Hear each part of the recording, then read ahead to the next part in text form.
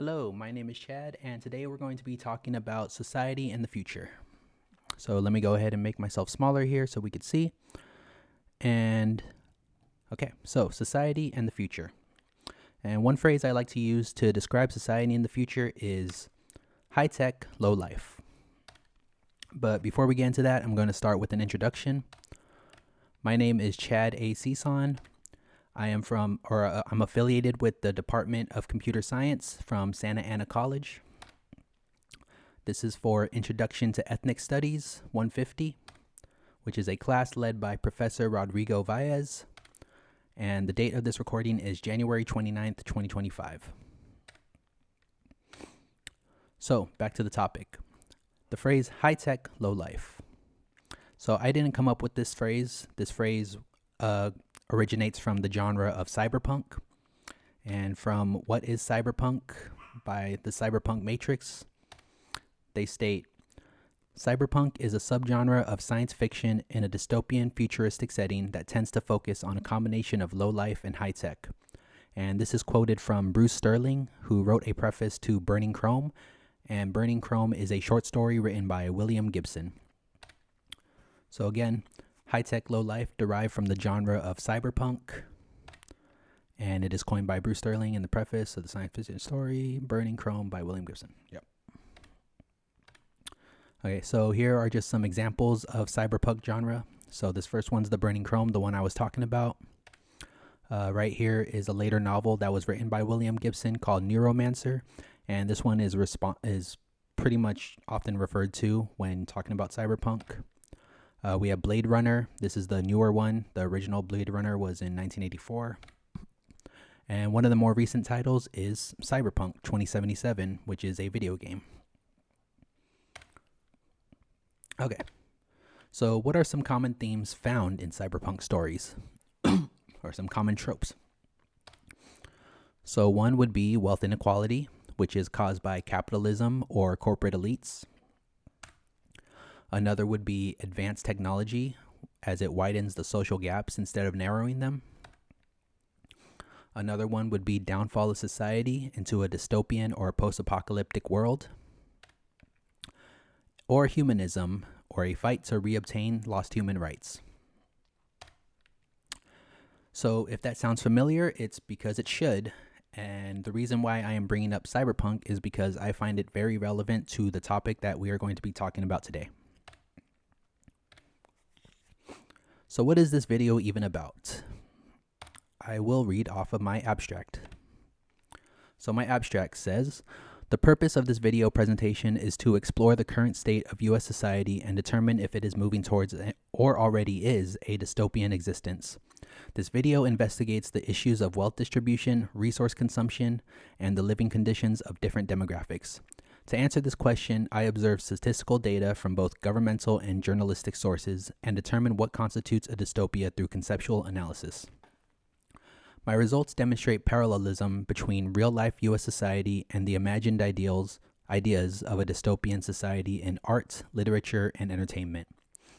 This study suggests that the similarities between the two are reasons for justifiable concern and serves as a forewarning to the future of U.S. society as a whole. And this is what I argue. So my argument is that fiction is not far from fact. And dystopian depictions in literature, video games, and movies draw inspiration from real-life affairs that exist in U.S. society's past, present, and possibly future. The similarities are so strong that people should significantly consider the status quo and work collectively to address societal issues and rectify the injustices. So for the first segment, I'm going to talk about low life. So going back to the title, the video game Cyberpunk 2077, here's some pictures. I take an excerpt from the plot summary of CD Projekt Red's video game, Cyberpunk 2077. And this comes from the Cyberpunk wiki on cyberpunk.fandom.com. It states, following an economic collapse sometime during the early 21st century, the United States is forced to rely on large corporations to survive. These corporations deal in a wide range of areas such as weapons, robotics, cybernetics, pharmaceuticals, communications, and biotechnology. Many of these companies operate above the law. So I have to reiterate that this is a plot summary from the fictional story of Cyberpunk, and I need to emphasize fictional. But one part of this excerpt that I'm going to emphasize is that the United States is forced to rely on large corporations to survive, and I'm going to detail that in the next slide. So the United States is forced to rely on large corporations to survive. So let's take a look at some of the largest companies in the United States, and this is by revenue. And I took this from a Wikipedia article that detailed the Fortune 500 list of 2024. So if you take a look here, we have the top 5 companies in the US that gross in revenue. Starting at number 1, we have Walmart with $648.1 billion, and they are in the retail industry. After that, we got Amazon at $574.8 billion, cloud computing and retail. Apple, $383 billion, electronics. United Health Group, $371.6 billion, healthcare. Berkshire Hathaway, $364.5 billion.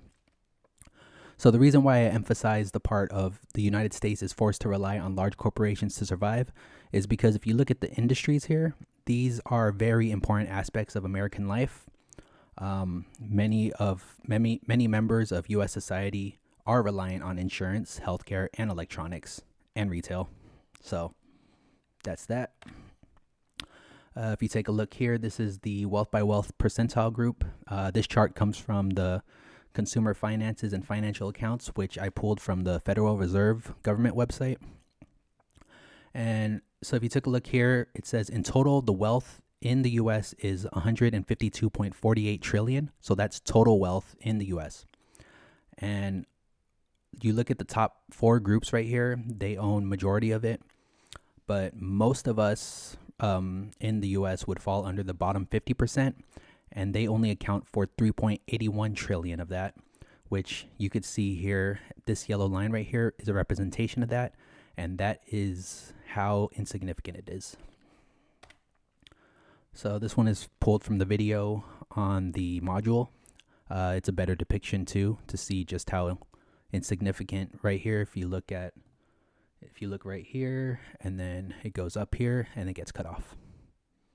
Okay, let me go and move myself back over here. Okay, so what is a valid solution to the unequal distribution of wealth and access? I would say it's to help the poor. But how?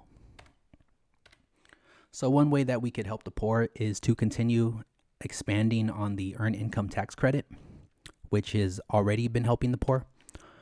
Some statistics that I pulled of the EITC from the IRS website. So you can see here, these are the top 4 states that have benefited from the EITC. So right here, it means that in Texas, families and workers receive 7.9 billion, and California receives 6.1 billion, Florida 5.5, New York 3.7. And what that means is, as of December 2024, this is also quoted from the IRS, approximately 23 million workers and families receive 64 billion in earned income tax credit. So the reason why that's important is because 64 billion is a significant number. Even if it's still a small percentage of the trillions that we saw in the chart earlier, it is still a significant amount of money that goes towards that lower end of the chart, and I think does help the imbalance of wealth distribution. So how earned income tax credit helps the poor. The earned income tax credit is a work-based program, and it incentivizes increased earning. What that means is that the higher income you earn, the higher income tax credit you earn. Yeah. So because the earned income tax credit is a percentage of your earnings, it goes up as you earn more, which is good because it incentivizes people to earn more. And this is according to the IRS. The earned income tax greatly reduced poverty for working families. These working family tax credits lifted 5.6 million people out of poverty in 2018, including 3 million children, and made 17.5 million other people less poor. And according to the Center for Law and Social Policy, the earned income tax credit provides positive health impacts, encourages asset building, and encourages savings, which is good because I think that addresses the long-term issue instead of just giving a flat rate of money and then not helping in the long run. So another way we could help the poor is to continue expanding on SNAP, which is Supplemental Nutrition Assistance Program. If you look at this chart that I pulled from the USDA, you could see just how much of SNAP is used in comparison to most of the food assistance programs. And according to the Economic Research Service, they say that in fiscal year 2023, SNAP served an average of 42.1 million participants per month. Federal SNAP spending totaled 112.8 billion. So if we look at that 112.8, that is an even larger number than the 64 that we saw with the earned income tax. And again, that is a significant amount of wealth that gets distributed to the poor and addresses that imbalance. So how food assistance helps the poor. It helps cover the basic necessities. It lowers food insecurity. And when the sustenance expenses for people are lowered, it means that they have more money for assets and investments. So assets could be something as simple as a car, and that can get you to a job. To summarize helping the poor are often prioritizing survival, and that means that they can't have much focus on building wealth. Programs like the EITC and SNAP promote fixing survival and allow for more assets. Assets such as a reliable transportation, which improves access to employment. And it means extra money in their pockets, which can lead to better investments. Parents may also invest in their children, which leads to more wealth for the future generations.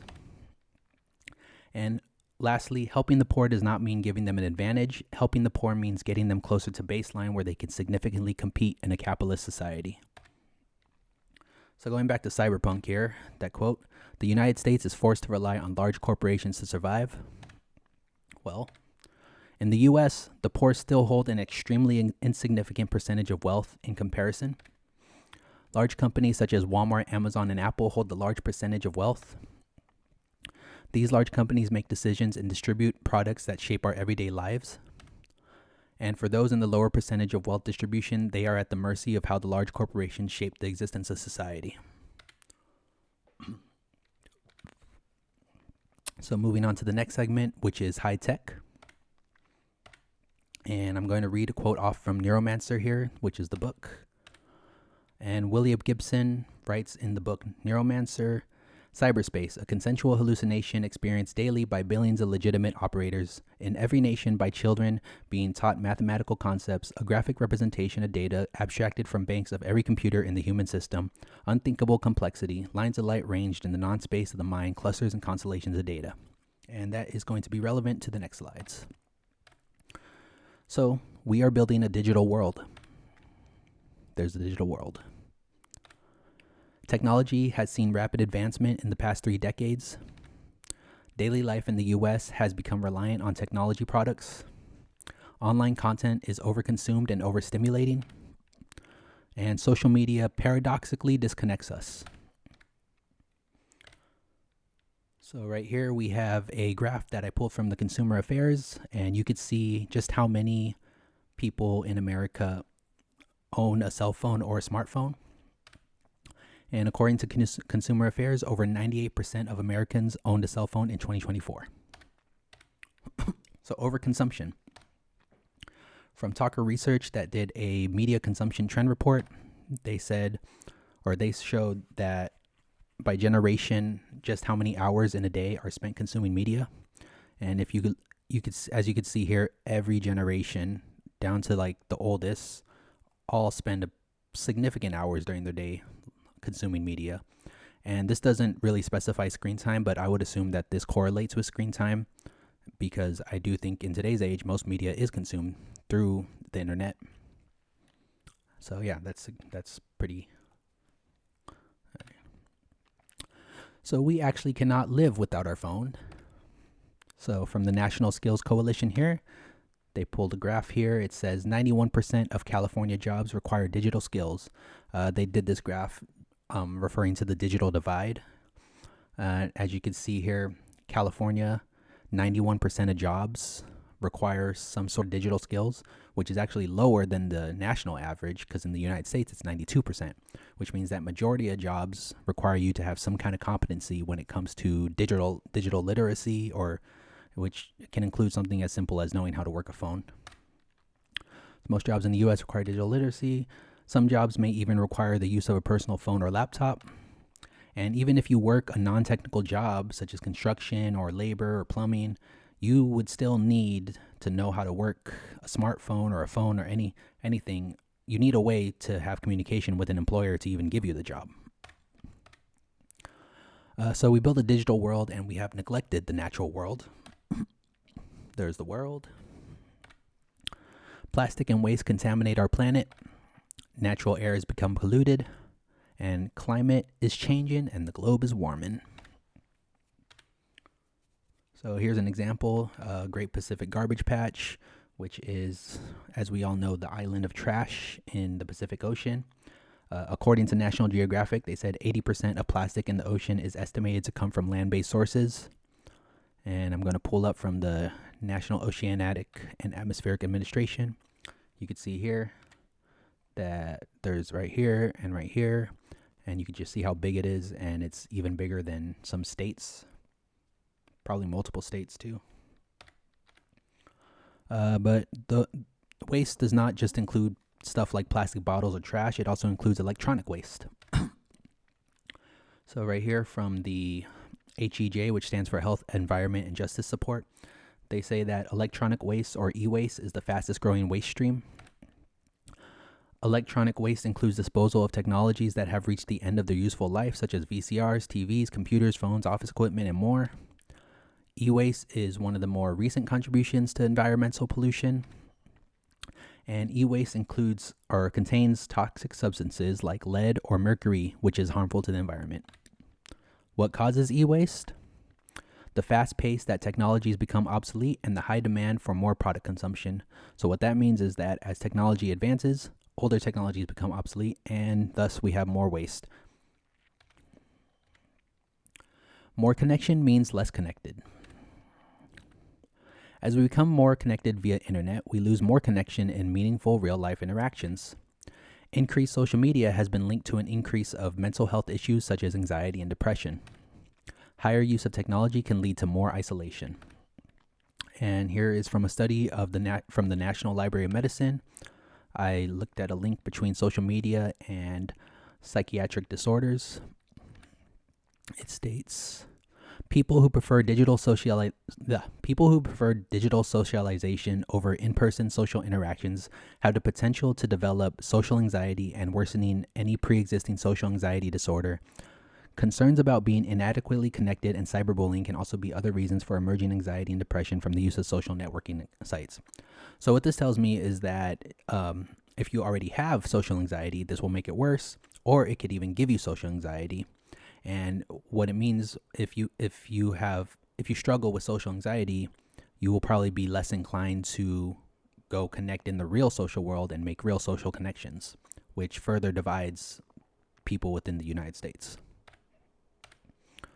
Moving on to disconnection. Here's a quote from Bill Gates, who created Microsoft, one of the leaders in technology. He says, "Technology is just a tool. In terms of getting the kids working together and motivating them, the teacher is the most important." So we must not lose our sense of humanity. As technology advances, people begin to disconnect from reality. Real-life human connection is now more important than ever. And by more important than ever, what I mean by that is that it's important. It's important to get it. You know what I'm saying? A common trope in cyberpunk and science fiction is that technology has advanced to a level that makes humans the inferior species, thus making them subservient to it. So you'll see this a lot in a lot of science fiction or cyberpunk movies. It's the story is that technology has taken over, robots have taken over. But so what does subservience look like, or what does it look like in the real world when you're subservient to technology? Well, it looks like you're seeking a sense of identity online. You're losing days to screen time. You're deteriorating physical and mental health as the price of technology use. Let me make me smaller here. or you're making unconscious decisions based on algorithms which are implemented by software. Additionally, you get marketed to, which leads to more product consumption. And here's a good quote from Christian Lange in his Noble Lecture, and this was in 1921, so a long time ago, almost a century ago. It says, "Technology is a useful servant, but a dangerous master." So, humans are disconnecting in an already disconnected community. The U.S. nation already deals with an issue of community division. In the past, we had white-only naturalization, African slavery, Chinese exclusion, anti-Latino, segregation that was mandated, and civil war. Today, we have wealth disparity, housing inequality, racial tensions, occupational segregation, anti-immigration, de facto segregation. Today, communities are not only separating from others, but people are separating from themselves as they disassociate into a virtual world and lose a sense of identity, of their own identity. We must fix the past to save the future. The injustices of the U.S. past preface the issues that we see today. The past cannot be ignored and must be acknowledged in order to move forward. The new generations and forward will be faced with new issues on both a social and individual level. So what I'm saying is that the issues that are rising today, it kind of makes you go back and forth into a macro and micro level of analysis, because we now have to focus on people, not just as a community, but focus on the individuals themselves. So racial discrimination is what founded our divided nation. The European Americans, they colonized indigenous land and birthed the United States from a starting point of white supremacy. The Native Americans got their land stolen and were forced to assimilate with no real federal support. African Americans were enslaved for more than 2 centuries and discriminated when they were freed. Latino Americans sought refuge in the U.S. but faced constant threats of deportation. And Asians faced anti-Asian sentiments and were treated as perpetual foreigners. These issues apply to both the past and the present. So here's another good quote from Neuromancer by William Gibson. He writes, "When the past is always with you, it may as well be the present. And if it is the present, it will be the future as well." So how do we provide healing, prosperity, and evolution for these marginalized groups? Well, I would say that for European Americans, they must acknowledge the issues and join as allies against discriminatory U.S. policies through ways of suffrage, protest, or awareness. Native Americans would deserve more reparations in land, recognition of their sovereignty, and the U.S. federal support to uplift them from current living conditions such as lack of education, unemployment, and poverty.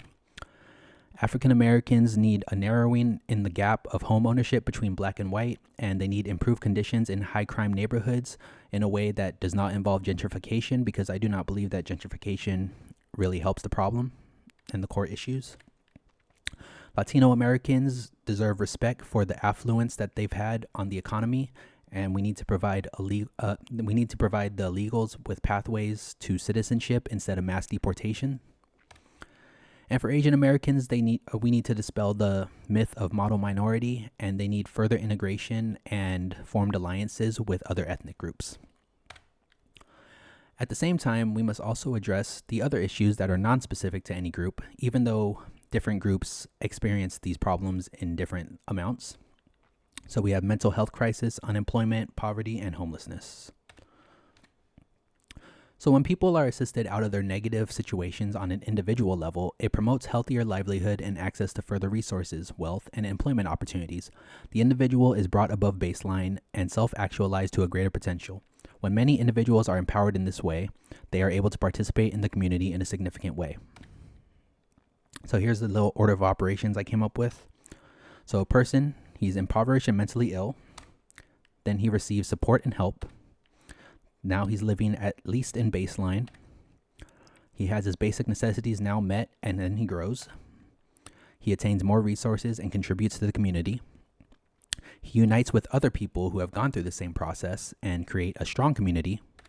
And then strong communities unite with other strong communities and create a society that exists in a strong solidarity. So back to the original question, do we live in a dystopia? Here's some definitions from Cambridge Dictionary. Dystopia, very bad or unfair society in which there is a lot of suffering, especially an imaginary after something terrible has happened. Britannica Dictionary says, an imaginary place where people are unhappy and usually afraid because they are not treated fairly. Merriam-Webster says, an imagined world or society in which people led wretched, dehumanized, and fearful lives. I find it really very interesting that all of them use the word imaginary. So here's my conclusion and my answer to that question. Yes, we live in a dystopian society when we consider corporate ruling, where society is driven by large companies producing goods that are overconsumed by the lower classes. Unfair treatment and discrimination regarding class, race, and gender. Dehumanization through second-class treatment, declining mental health, technology reliance, and homelessness crisis. Fearful living due to political climates, poverty culture, and economic turmoil. And degradation of the natural environment in favor of creating a technology-dominant world. And to close this presentation, I'm going to leave with another quote from Neuromancer by William Gibson, and he wrote, all fiction, whether straight or genre, is a personal reinterpretation of its writer's existence during that time the fiction was written. And I think that is a good way to wrap it up and close it. Thank you for your time and taking the time to listen. And I hope that we do not actually move into a dystopian post-apocalyptic world. Thank you.